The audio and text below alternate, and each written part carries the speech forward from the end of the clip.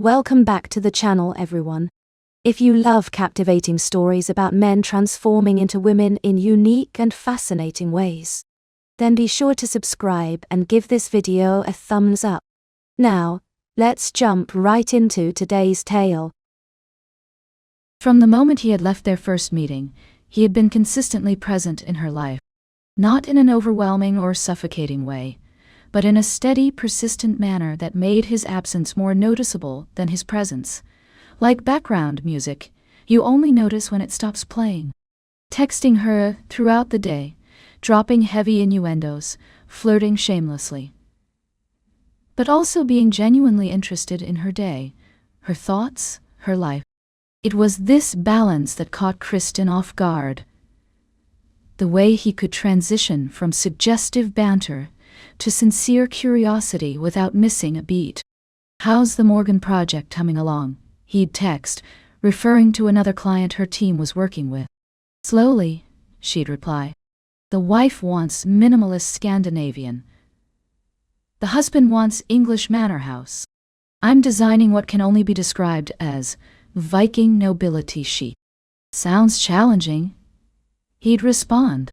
"Though I have no doubt you'll find a way to make Viking nobility sexy. You seem to have a talent for that." Just when she'd be smiling at the compliment, he'd follow up with a genuinely thoughtful question about design compromises, or ask her opinion on an article about sustainable architecture he'd read. The man was nothing if not multifaceted. "Mwah. You realize we've spent more time discussing my other clients than your own project," she'd pointed out on Thursday afternoon. "I'm taking the long view," he'd replied, "getting to know the designer before finalizing the design." "Very strategic. Is that what you call it?" she'd shot back. "Sounds suspiciously like procrastination to me." "I prefer to think of it as thorough research," had been his response. "Though if you'd like to discuss load-bearing walls and material sourcing, I'm equally prepared for that conversation." And then there was Tuesday night. Kristin had come home after work, exhausted from a day of client meetings and team briefings. Her feet ached from the heels she still wasn't entirely comfortable in. Her brain felt fuzzy from reviewing countless material samples, and all she wanted was silence and solitude.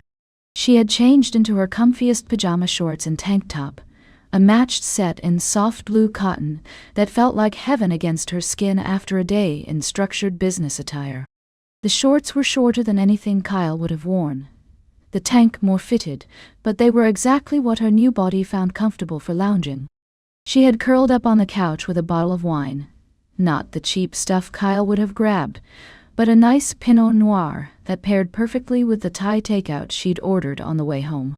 With her feet tucked under her and a plush throw blanket across her lap, she had put on a movie to unwind, some mindless romantic comedy that Kyle would have mocked, but that Kristin found oddly engaging. She hadn't expected her phone to ring. She definitely hadn't expected it to be Daniel Carter. At first, she had almost panicked, staring at the screen like it had personally offended her. Daniel's name flashed with each ring, accompanied by the contact photo she'd somehow already assigned him. A shot from a business magazine featuring him in a perfectly tailored suit, that hint of a smirk playing at his lips. "What the hell does he want at 9 p.m. on a Tuesday?" she had muttered, wine glass frozen halfway to her mouth. Her mind had raced through possibilities. A question about the project. A cancellation of their Saturday plans. A drunk dial that she'd have to awkwardly navigate. But, after a moment of hesitation, she had answered, attempting to sound casual rather than frazzled. "Daniel," she'd greeted, aiming for cool and collected. "This is unexpected." "Is it a bad time?" he'd asked, his voice carrying that rich timbre that somehow sounded even better over the phone. "I just realized I've been texting you all day, and never actually heard your voice." The simple honesty of the statement had caught her off guard. No pretense, no made-up reason for calling, just a straightforward admission that he'd wanted to talk to her. "I'm just watching a movie," she'd replied, reaching for the remote to pause the romantic lead mid-declaration of love. "Nothing important." "Let me guess," he'd said, a smile evident in his voice. "Something with explosions and car chases. You strike me as an action film enthusiast." Kristin had glanced at the frozen screen, where the male protagonist was holding a bouquet of roses while standing in the rain. "Not exactly," she'd admitted. "It's, actually a romantic comedy." "Kristin Thompson," Daniel had replied, mock surprise coloring his tone. "Are you secretly a softie beneath that razor-sharp business exterior?" "I contain multitudes," she deadpanned, taking a sip of wine. "Also, it requires 0 brain cells, which is exactly my speed after the day I've had." And what followed was one of the easiest conversations she had ever had. They had talked about everything and nothing: work stresses, childhood memories, embarrassing college stories. Daniel had described growing up with 3 older sisters, a masterclass in humility and bathroom scheduling, while Kristin had carefully edited her own backstory to fit Kristin's life, rather than Kyle's. "Wait, you actually broke your arm trying to jump off the garage roof with an umbrella?" Daniel had asked, laughter warming his voice. "Were you attempting to be Mary Poppins or just testing gravity?" "I was 8 and convinced I had discovered the principles of flight," Kristin had replied, surprised at how easily she could adapt Kyle's actual childhood misadventure to fit her current narrative. "My mother was not impressed with my scientific method." "I can imagine," Daniel had chuckled, "though I admire the ambition. Most kids just jump off the couch." "Go big or go home, Carter," she'd replied. "A life philosophy I still maintain, minus the umbrella."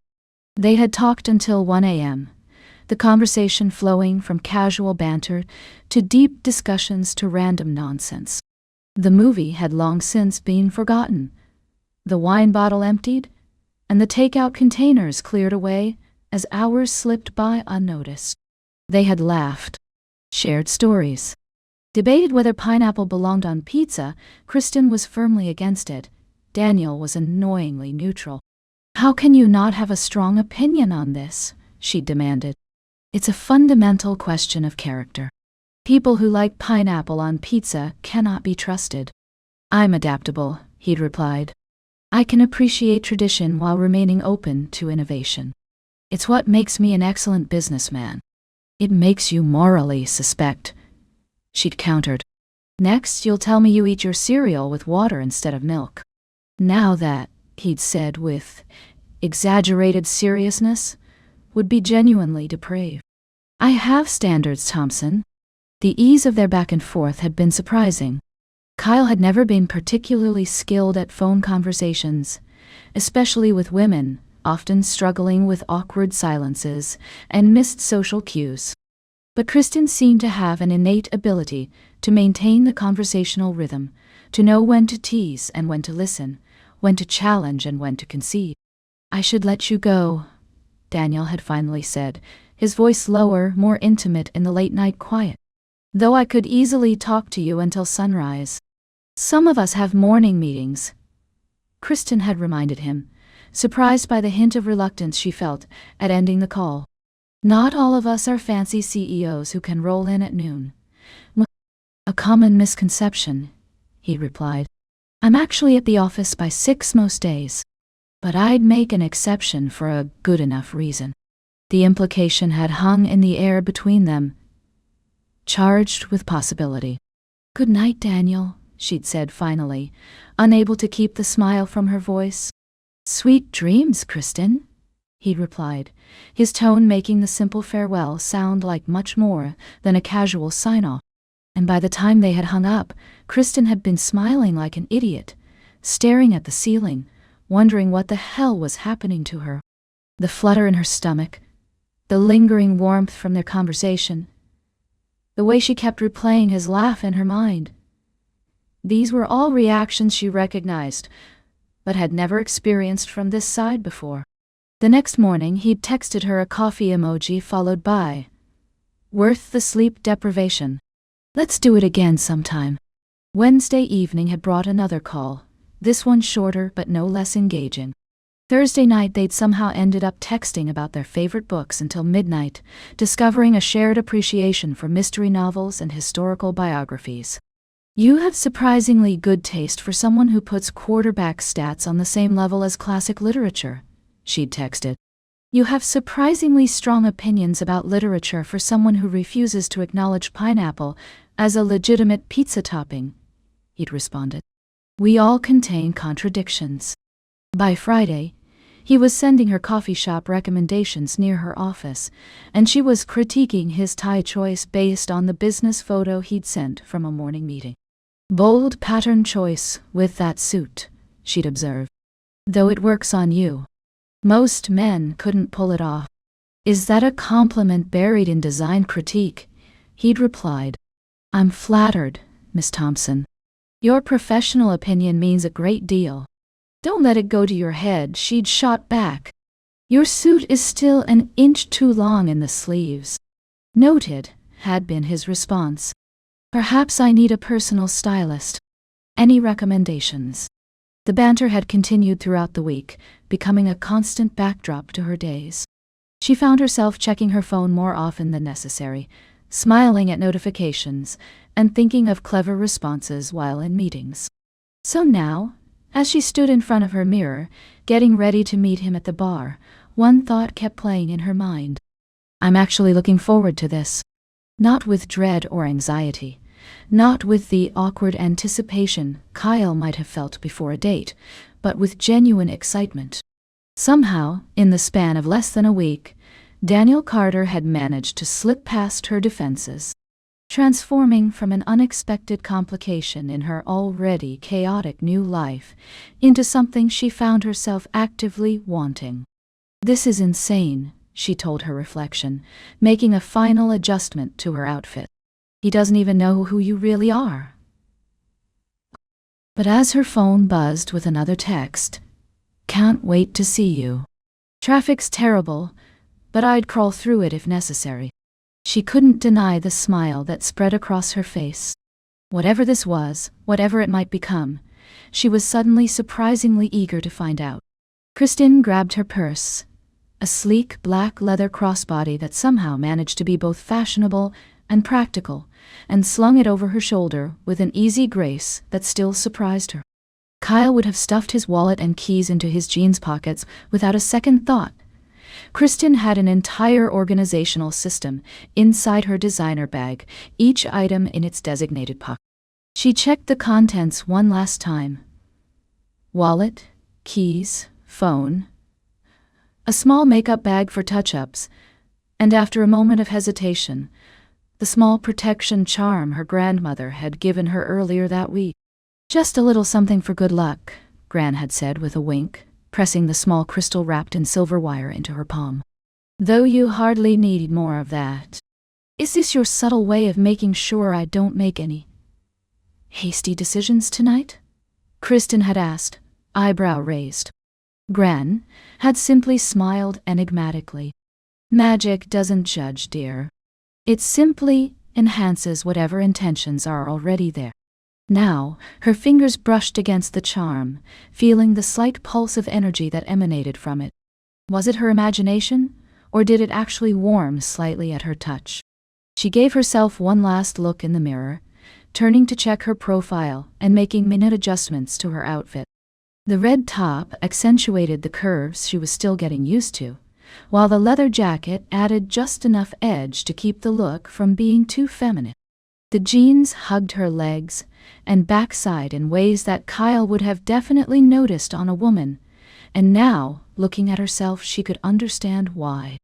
"Not bad, Thompson," she murmured, flipping her hair over one shoulder with a practiced motion that felt both foreign and natural. Not bad at all. Tonight wasn't just about football. It wasn't even primarily about football, if she was being honest with herself. The game was simply a convenient excuse, a socially acceptable reason to spend time together. It was about seeing Daniel again, and she couldn't ignore the thrill that ran through her at the thought. The anticipation had been building all week, each text message and phone call adding to a crescendo of tension that was both exciting and nerve-wracking. "Get it together," she told her reflection sternly. "It's just a date. With an absurdly attractive man. Who you're absurdly attracted to. No big deal." But it was a big deal. And not just because of her complicated gender situation. There was something about Daniel that had gotten under her skin in a way that was both unfamiliar and intoxicating. The easy conversation, the sharp wit, the way he seemed genuinely interested in her thoughts and opinions, all of it combined into a package that was becoming increasingly difficult to resist. "This could get messy," she acknowledged, dabbing on a final touch of lip gloss. "Very, very messy." After all, he thought she was Kristin Thompson, successful designer, confident businesswoman, and presumably experienced dater. He had no idea she had been Kyle less than 2 weeks ago. No clue that her attraction to him was as confusing to her as it was powerful.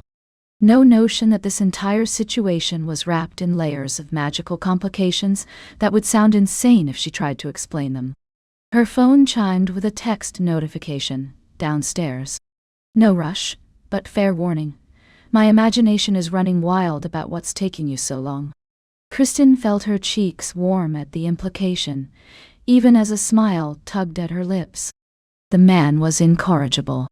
"Patience is a virtue, Carter," she typed back. "Good things come to those who wait." His response was immediate. "I've never claimed to be virtuous. And I'm counting on that second part."